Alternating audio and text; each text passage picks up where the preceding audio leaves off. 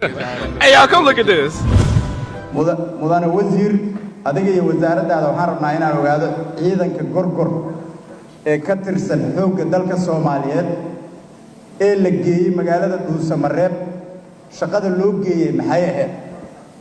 maxaa dhibaho Dhuusamareeb ka jira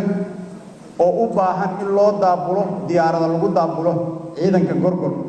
annagoo og in sidoo kale loo daabulo ciidanka Haramcad qaybo ka mid ah danab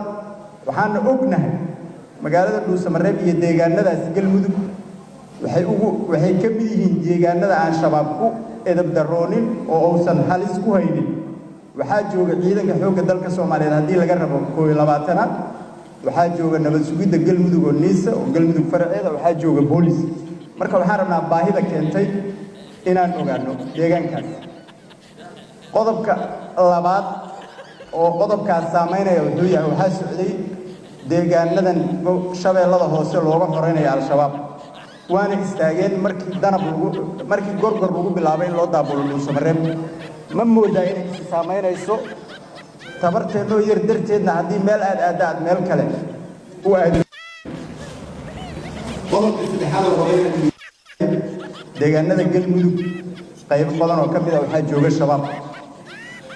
qaybahaas oo shabaab jooga adigoo shaqo ka haya ma aanan arkina maxaa idinkaga qorshaysan xildhibaan adoo mahadsan aad kugu mahadcelina laakiin waxaan rabaa inaan adoo iga raaliya inaan kuu sheego su-aasha muxuu ahaa ii sheeg saddexaad iyo su-aasha koobaad ayaa iska hor imaanaya saasaan ugu soo celiyey mar waxaad na weydiisay su-aala deegaanada galmudug maxaa looga sameeyay howlgallo marna waxaad na weydiisay maxaa ciidanka loo geeyay haddii aan ciidan la geeyin marka yaa howlgalka ka sameynaya